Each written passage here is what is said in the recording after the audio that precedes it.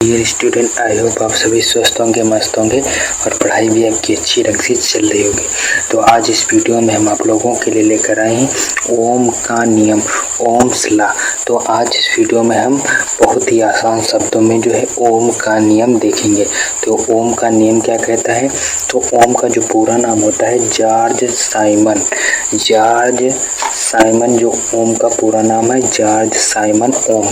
तो ओम का ये पूरा नाम होता है, शॉर्टकट में सिर्फ ओम कहते हैं।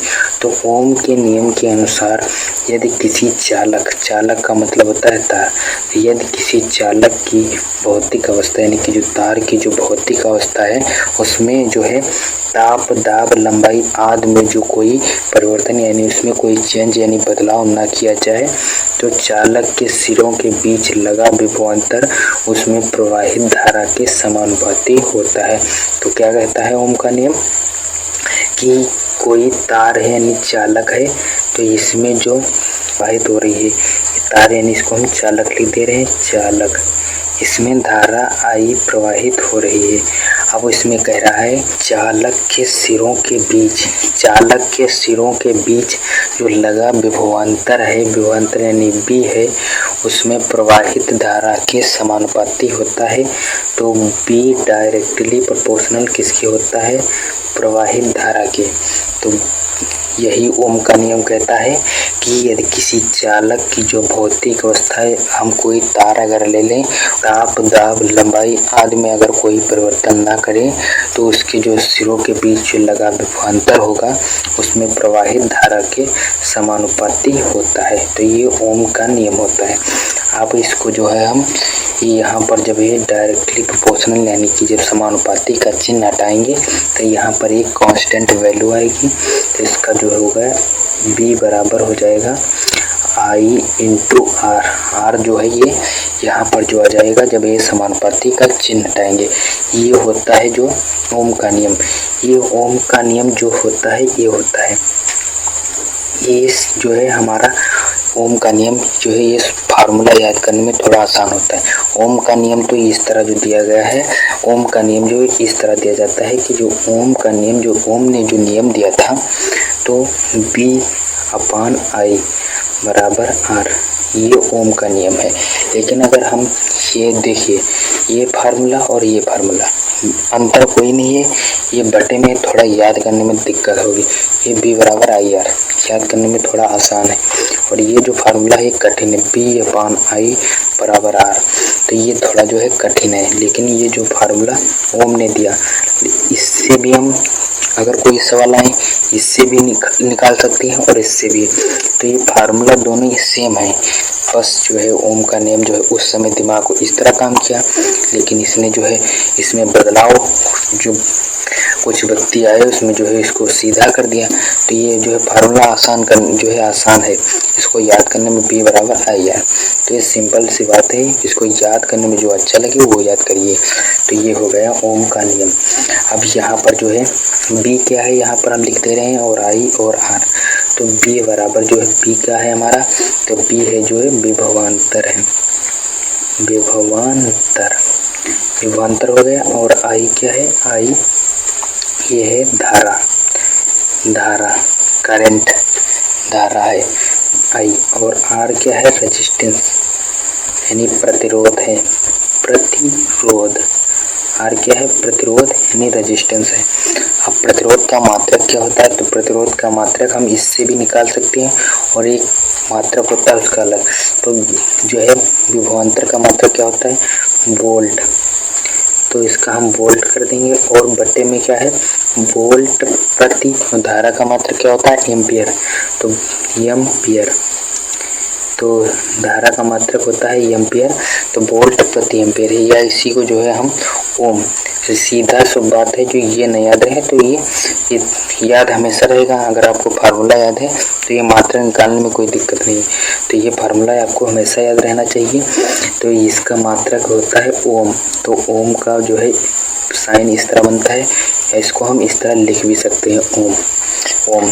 ओम जो होता है शिव भगवान का ओम ना बनाइएगा, ये ओम का जो साइन होता है, प्रतीक होता है, वो इस तरह बनता है। तो ये हो गया। अब रेजिस्टेंस की आपको जो परिभाषा नहीं याद है तो हम उसको बोल रहे हैं, उसको ध्यान से सुनिएगा। तो इसी से हम जो है रेजिस्टेंस की परिभाषा जो है निकाल सकते हैं प्रतिरोध की। तो इसमें क्या है, जो है चालक के सिरों के बीच जो विभवांतर होगा, विभवांतर और उस चालक में प्रवाहित धारा के अनुपात को हम रेजिस्टेंस यानी प्रतिरोध कहते हैं। तो ये फार्मूला याद है आपको, परिभाषा भी याद है आपको। जो परिभाषा याद है तो अब जो है बढ़िया से नंबर जो आपको मिलेंगे। बोर्ड एग्जाम में हर साल पूछा जाता है क्वेश्चन ओम का नियम, तो ये ओम का नियम हो गया। अब जो है यहाँ पर एक चीज़ और पूछ लेता है कि जो प्रतिरोध होता है यह किन बातों पर निर्भर करता है। तो यहाँ पर साइड में लिख रहे हैं, इसको देखिएगा, बहुत ही आसान से शब्दों में बताएंगे आपको। तो ये हो गया आर जो है हमारा किन कारकों पर निर्भर करता है, किन कारकों पर निर्भर करता है। तो आर जो फर्स्ट पॉइंट है, तो आर जो पहला है चालक की प्रकृति, यानी कि जो तार हमारा जो है वो काहे का बना है, किसका जो हमारा तार की चालक की प्रकृति। तार अगर हमारा जो है अच्छी कोई क्वालिटी से बना है, जो सबसे बढ़िया जो तार होता है वो चांदी का होता है। तो चांदी का तार लगाएंगे तो फिर जो है कुछ भी नहीं बचेगा, सब साले चुरा ले जाएंगे चोर लोग। तो चांदी का तार जो है फिलहाल हम सब लोग नहीं यूज करते हैं। तार अच्छा होता है एल्युमिनियम कॉपर, इस तरह का जो तार होता है यही लगभग यूज किया जाता है हमारे घर की वायरिंग में। तो चालक की प्रकृति, अगर हमारा जो चालक की प्रकृति यानी जो तार है उसमें अगर जो अच्छा है तो उसमें जो है रेजिस्टेंस यानी प्रतिरोध कम होगा।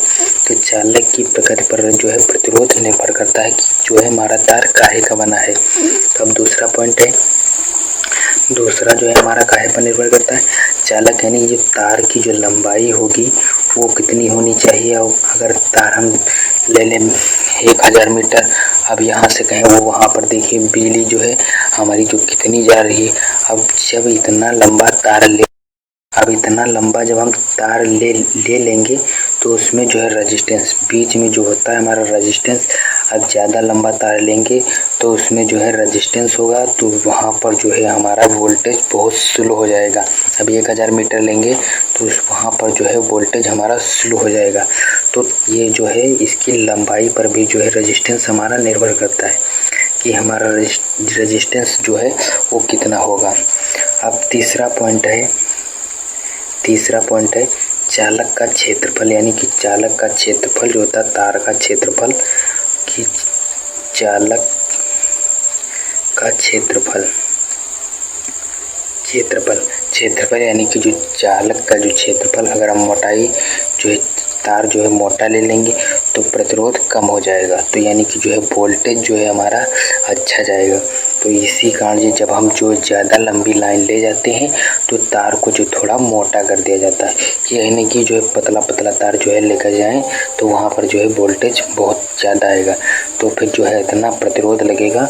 आपने जो बल्ब जो है पहले जो 100 वाट का बल्ब आता था जो पीला जलता था, उसमें आपने देखा होगा कि जो बहुत से महीन जो बिल्कुल पतले जो है आपको जो उसमें दिखा होगा कि उसमें जो है राउंडिंग घुमाई होती है, तो उसमें आपने देखा होगा कि उसको इस तरह जो है क्यों घुमाया जाता है। पहले हम लोग सोचते थे ना जो है पतरा क्यों जो इसको बनाता है, इसको थोड़ा मोटा बनाए, इसको जो है प्रतिरोध बढ़ाने के लिए जो है प्रतिरोध, जब टंगस्टन जो होता है टंगस्टन का तार जो इसमें यूज किया जाता है तो उसमें जो है टंगस्टन को जो है इतना पतला क्यों बनाता है, इसी कारण से जब उसमें जो प्रतिरोध बढ़ जाता है तो उसमें उजाला बढ़ने लगता है, तो इसी में जो है प्रतिरोध को बढ़ाने के लिए जो है उसको घुमा फिरा कर इतना जो है वित्त भर का जो है तार उसको जो है दैनिक शरीर में जो है ले आता है उसमें।